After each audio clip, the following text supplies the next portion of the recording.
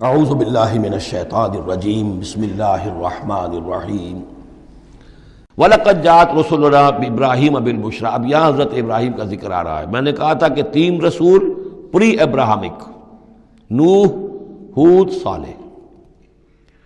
3 رسول کو ہم کہہ سکتے ہیں پوسٹ ابراہمک، اگرچہ ان میں سے ایک جو ہیں وہ ہم عصر ہیں۔ حضرت لوط حضرت ابراہیم علیہ السلام ہی کے بھتیجے ہیں، انہی پر ایمان لائے تھے، ان کے ساتھ ہی انہوں نے ہجرت کی تھی۔ پھر ان کے بعد شعیب، وہ بھی حضرت نوح حضرت ابراہیم کی نسل سے ہیں۔ پھر جو بھی بنی اسرائیل تھے ان میں موسیٰ بھیجے گئے، وہ بھی حضرت ابراہیم کی نسل سے ہیں۔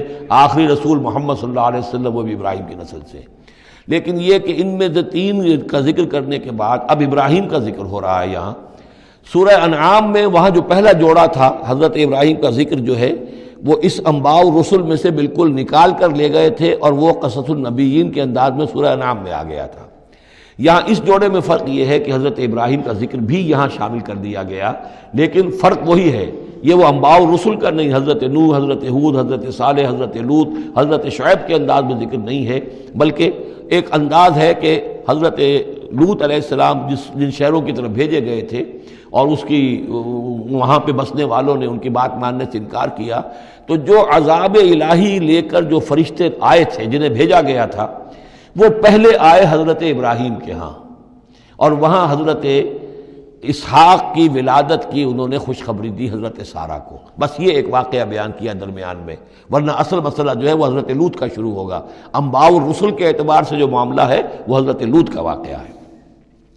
وَلَقَدْ جَاءَتْ رُسُلُنَا إِبْرَاهِيمَ بِالْبُشْرَىٰ، اور ہمارے فرشتادے، ہمارے ایلچی فرشتے ہمارے بھیجے ہوئے آئے ابراہیم کے پاس بشارت دینے کے لیے۔ قالوا سلاما، انہوں نے آ کر کہا سلام۔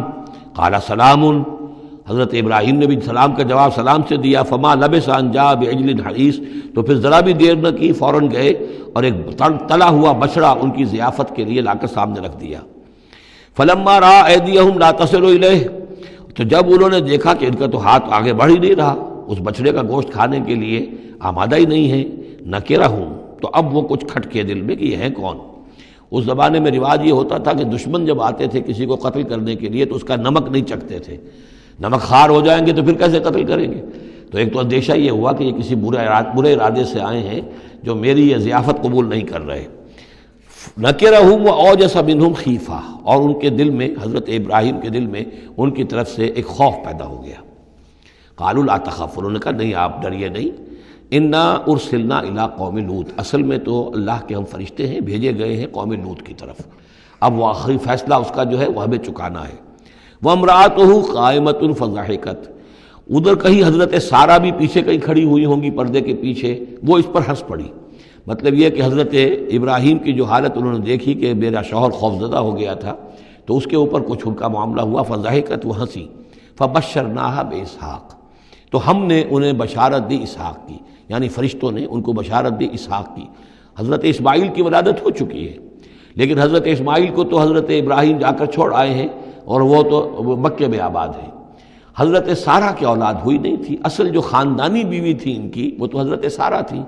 حضرت ہاجرہ جو ہیں وہ تو بادشاہ مصر نے ان کی خدمت میں ان کو پیش کیا تھا، اسی لیے ان کو لونڈی بھی کہہ دیتے ہیں یہ، حالانکہ وہ شہزادی تھی، وہ بادشاہ کے شاہی خاندان کی خاتون تھی حاجرہ، سلام علیہا۔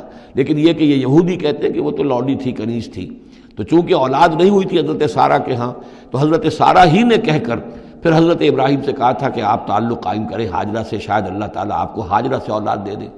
لیکن جب وہ اولاد ہو گئی حضرت اسماعیل، تو پھر وہ جو عورت کی ایک فطرت ہے اور مزاج ہے، تو ان کے لیے کھلنے لگی یہ بات کہ مجھے اللہ نے اولاد نہیں دی۔ اب ظاہر بات ہے کہ حضرت ابراہیم کی توجہ زیادہ ہو گئی ہوگی حضرت ہاجرہ کی طرف، اپنے بیٹے کی طرف، تو پھر وہ ذریعہ بن گیا کہ انہوں نے کہا کہ انہیں چھوڑ کر آؤ، اور اللہ کے حکم سے حضرت ابراہیم نے حضرت ہاجرہ کو اور حضرت اسماعیل کو وہاں بیت اللہ کے پاس، یا بیت اللہ جہاں بعد میں تعمیر ہونا تھا اس کی صرف بنیادیں اس وقت تھیں لیکن کوئی نشان اور نہیں تھا، وہاں چھوڑ دیا۔ اب یہاں جو ہے اولاد ہو رہی ہے، ان کی بشارت دی جا رہی ہے۔ تو حضرت اسحاق چھوٹے ہیں حضرت اسماعیل سے۔ فضحکت فبشرناہا باسحاق ومن وراء اسحاق یعقوب، اور یہ بھی کہا کہ پھر اسحاق کے بعد اسحاق کے ہاں ایک بیٹا ہوگا یعقوب، وہ بہت ہی ہمارے ہاں اس کا درجہ بہت بلند ہوگا، یعنی بیٹے کی بشارت پھر پوتے کی بشارت۔ قالت یا ویلتا آلد وانا عجوز وہذا بالی شیخا، انہوں نے کہا ہائے میری خرابی، کیا اب میں جنوں گی جبکہ میں ہو چکی ہوں نہایت بوڑھی، اور میرا یہ شیخ جو ہے، میرا یہ جو شوہر ہے یہ بھی شیخ ہے، یہ بھی ضعیف ہے، بوڑھا ہو چکا ہے۔ ان ھذا لشیء عجیب، یہ تو بڑی عجیب بات جو آپ بتا رہے ہیں، یہ خوشخبری مجھے دے رہے ہیں اس بڑھاپے کی عمر میں کہ میرے یہاں بیٹا ہوگا۔ قالوا اتعجبین من امر اللہ، ان فرشتوں نے کہا کہ کیا آپ تعجب کرتی ہیں اللہ کے معاملے میں؟ اللہ کا فیصلہ ہے، اللہ جیسے چاہے پیدا کرے، ہم اللہ کی طرف سے خوشخبری دے رہے ہیں، اپنی طرف سے نہیں دے رہے۔ رحمت اللہ وبرکاتہ علیکم اہل البیت، اے نبی کے گھر والوں تم پر اللہ کی رحمت ہو، اس کی برکتیں ہوں۔ اب یہاں اہل البیت کو سمجھ لیجئے کس کے لیے ہے؟ حضرت سارہ کے لیے ہے۔ اہل بیت رسول ازواج مطہرات ہیں، ان کی ایکسٹینشن ہے جو حضور نے کہا ہے اللہم ہؤلاء اہل بیتی، اے اللہ یہ بھی میرے اہل بیت ہیں۔ حضرت فاطمہ، حضرت علی، حضرت حسن، حضرت حسین، وہ بھی اہل بیت میں، یہ ایکسٹینشن ہے۔ اہل بیت اصلاً نبی کی بیوی، یہاں پر کس کے لیے آ رہا؟ حضرت سارہ کے لیے۔ گھر والے ہم کہتے بھی ہیں گھر والے، گھر والے کون ہوتے ہیں؟ گھر والی تو بیوی ہوتی ہے۔ قالوا اتعجبین من امر اللہ رحمت اللہ وبرکاتہ علیکم اہل البیت انہ حمید مجید، یقیناً اللہ حمید ہے اور مجید ہے، بہت بزرگ ہے، بڑائیوں والا ہے، اور اپنی ذات میں ستودہ صفات ہے۔ فلما ذهب عن ابراہیم الروع، جب ابراہیم کا خوف جاتا رہا، وجاءت البشریٰ، اور یہ بشارت پہنچ گئی، ان کے لیے خوشی کی بات تھی کہ اب سارہ کے ہاں بھی اللہ تعالیٰ بیٹا عطا کرے گا۔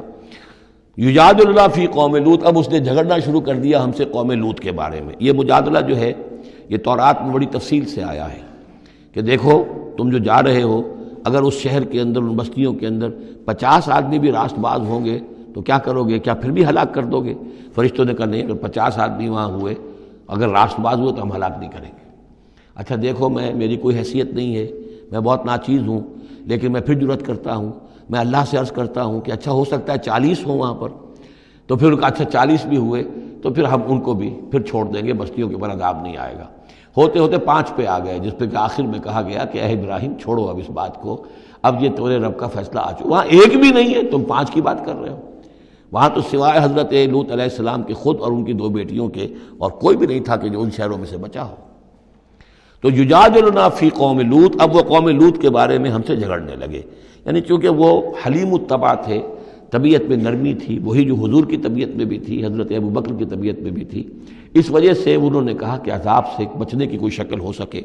ان ابراہیم لحلیم اواہ منیب، 3 الفاظ جمع کر دیے گئے۔ یقیناً ابراہیم بہت ہی حلیم بھی تھا، بہت ہی نرم دل تھا، اور بہت ہی اللہ کی جناب میں رجوع کرنے والا تھا۔